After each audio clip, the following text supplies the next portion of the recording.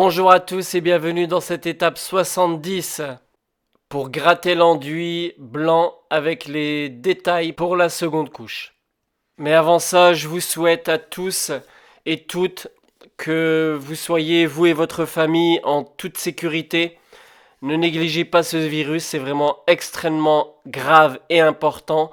Alors, je vous souhaite bon courage dans le confinement.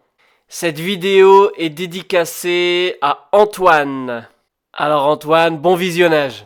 Afin de pouvoir donc faire cette opération, vous allez avoir besoin de votre lisseuse ou tout objet tranchant comme vous pouvez le voir à l'écran. Mais vous aurez aussi besoin, comme vous avez pu dans les vidéos précédentes, voir ce que donc l'artiste tient dans sa main gauche. Donc cet outil avec les dents, on a l'impression que c'est des clous. Et donc il va se servir de ça pour pouvoir gratter. Mais là, regardez bien en détail. Vous allez voir ensuite l'outil avec lequel il va se servir tout à l'heure, sans problème. Donc là, il va vraiment au niveau des cornières. Donc enlever afin de faire apparaître la cornière dans son ensemble, afin qu'elle soit vraiment claire, qu'elle soit propre. Il va aller également au niveau des pierres bleues pour pouvoir donc gratter. Et il va enlever le surplus vraiment en y allant tout doucement, en faisant, comme vous pouvez le voir à l'écran, des cercles, mais également de bas en haut ou de haut en bas.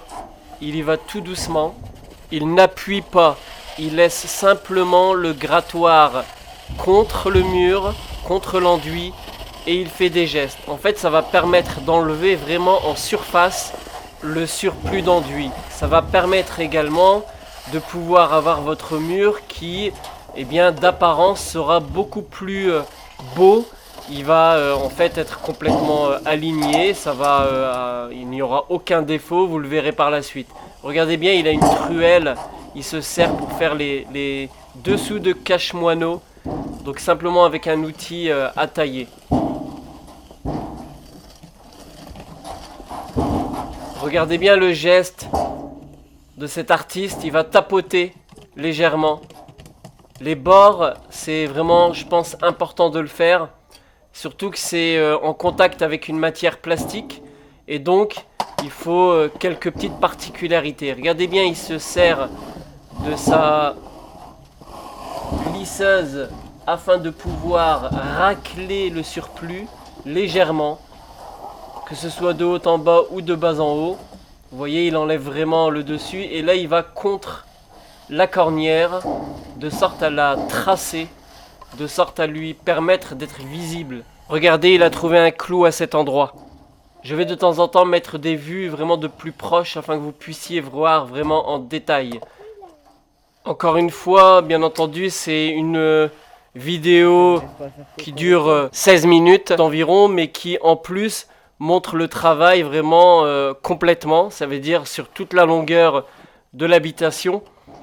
Donc c'est vraiment très court, surtout que là en fait il a effectué, donc ils sont à 2 voire des fois 3, et ils effectuent les 2 habitations en même temps. Donc sur 18 minutes, 2 maisons pour gratter l'ensemble. Donc c'est vraiment très court, donc c'est vraiment pas difficile et compliqué. Regardez bien les gestes qu'ils font. Et bien entendu, dans les vidéos, vous allez voir toutes ces suites-là. Regardez bien la manière dont il le fait. Cet enduit noir, à cet endroit-là, sera une seule couche. Il n'y a pas de deuxième couche dessus. Dans l'une des étapes, vous verrez la manière dont il grattera l'enduit afin de rien rajouter dessus et que ce soit vraiment un travail impeccable. Le rendu, il est magnifique à la fin. Dans cette vidéo, vous allez également voir des particularités. Par exemple, lorsque vous commencez votre enduit, il peut y avoir des endroits où certains morceaux se détachent. Vaut mieux qu'ils se détachent maintenant plutôt que plus tard. Et là, vous allez voir, il y a une action où justement un morceau tombe. Et on l'entend bien puisque celui-ci est très humide. Mais il va être réparé rapidement étant donné qu'ils ont encore de l'enduit.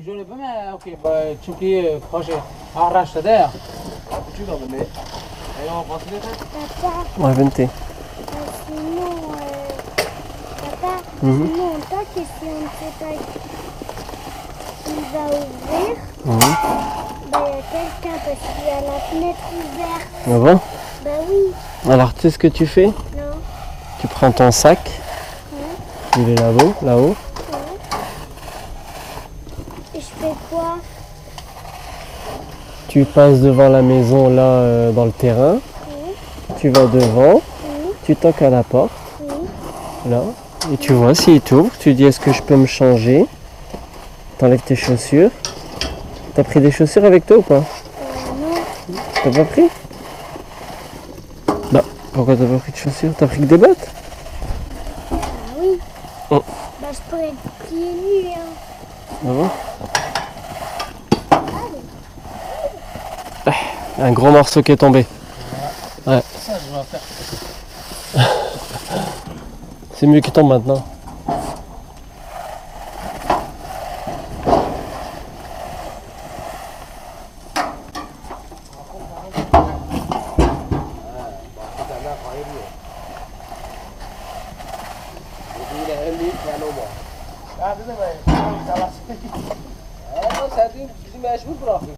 Donc regardez bien, il lui suffit de prendre quelques poignées et les serrer et venir les jeter à l'endroit où ça s'est enlevé et ça s'accroche facilement. Et ensuite il va simplement le lisser et ça tient sans problème.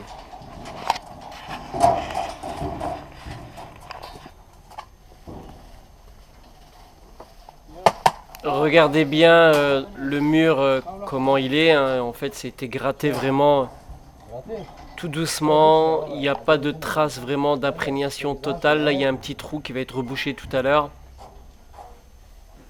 On peut voir donc que les parpaings commencent à boire l'eau, l'humidité de l'enduit. Donc en fait, on remarque vraiment, on a l'impression que les parpaings sont encore dessinés. Chose qui disparaîtra lorsque la deuxième couche arrivera. Alors regardez bien sa manière de faire. Celle-ci, je vais vous la mettre en agrandissement afin de pouvoir voir de plus près.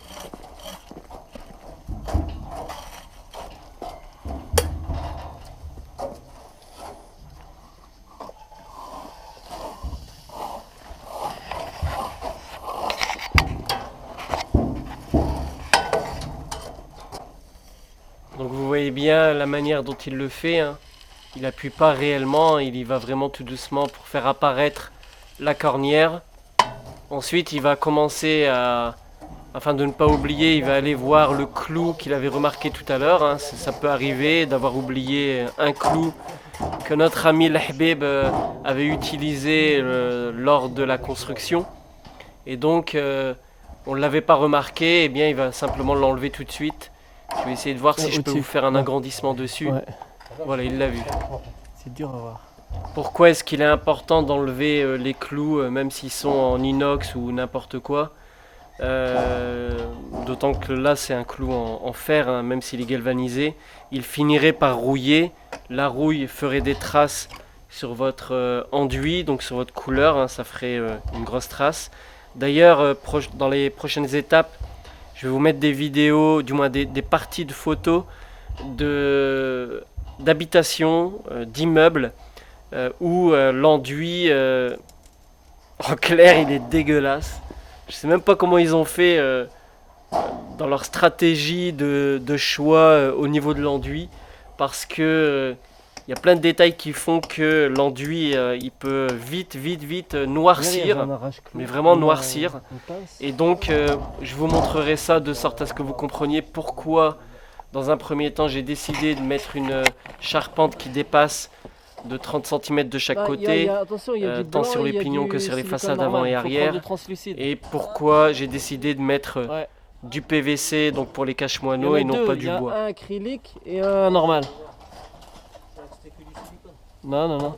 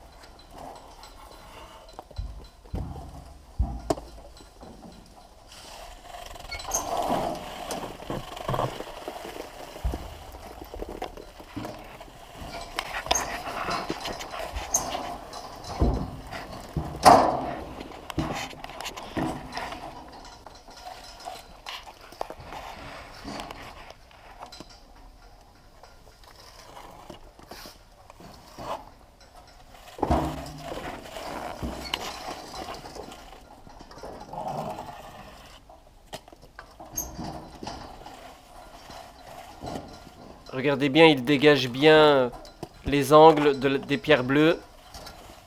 Il ne va pas encore en dessous au niveau du noir.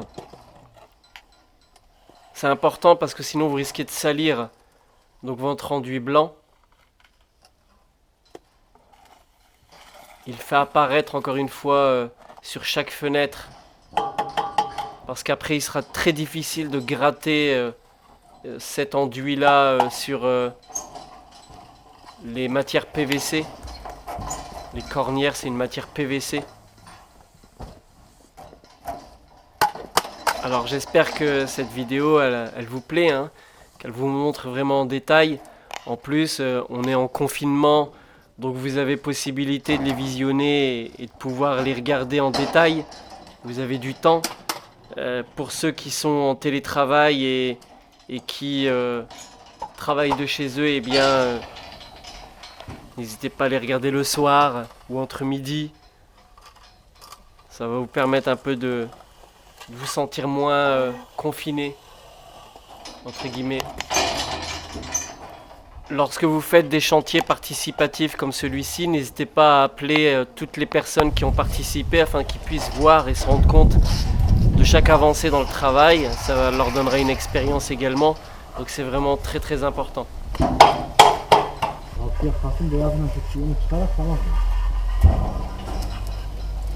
Regardez bien donc ce qui va se passer lorsqu'il va gratter. Il va se rendre compte qu'il a gratté un petit peu trop à un moment et tout simplement il va aller remettre de l'enduit à l'endroit où il a remarqué qu'il avait creusé. Ça peut être dû à un geste en fait, un mauvais geste. Donc il ne faut pas avoir peur, il faut simplement bien appuyer ensuite et puis c'est récupérable. Donc votre enduit est encore souple à travailler.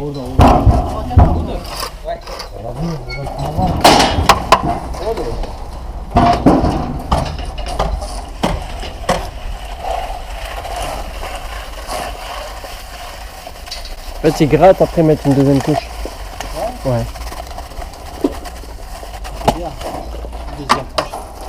Après, ça dépend. Quand c'est lisse, c'est pas pareil, je crois. En fait, tu vois les parpaings, dessins ouais. du parpaing, tout ça. Ouais, Si tu mets une deuxième couche, ouais, non. ça va refermer. Ah. Là, Après- on est mis du fin. On est D'accord. trop fin là. Normalement, la gratter, il est en bas. Il est épais. Ouais. Pour ça, on a mis un fan. Deuxième couche, ça va rattraper là-bas. Rattrape la deuxième, ouais. Rattrape la deuxième. Là, on a fait. Deuxième couche, là, on a fait un peu niveau, tout ça. Deuxième couche, on a fait projeter comme ça. Après, on tire avec un carré comme ça. Ouais, On tire les petits dessins qui sortent en fait. ça marche. Mm. Ok, ouais, c'est bien. Afin que vous puissiez bien comprendre, donc en haut, c'est un enduit fin, très très fin. L'enduit noir en bas est beaucoup plus épais. Et donc, il va falloir donc gratter donc l'enduit blanc en haut afin de pouvoir récupérer, donc en mettant la deuxième couche, récupérer la hauteur, du moins l'épaisseur, plus particulièrement l'épaisseur du bas, tout simplement. Donc regardez bien le rendu final, hein, après un quart d'heure de travail à 3. Donc c'est vraiment important de pouvoir le faire de cette manière-là. J'espère que cette vidéo vous aura été utile. N'hésitez pas à la partager sur les différents réseaux sociaux. N'hésitez pas à me poser toutes vos questions, j'y répondrai bien entendu avec plaisir. Et à bientôt pour l'étape 71 pour gratter l'enduit de façade noire afin de faire apparaître la démarcation entre les deux couleurs.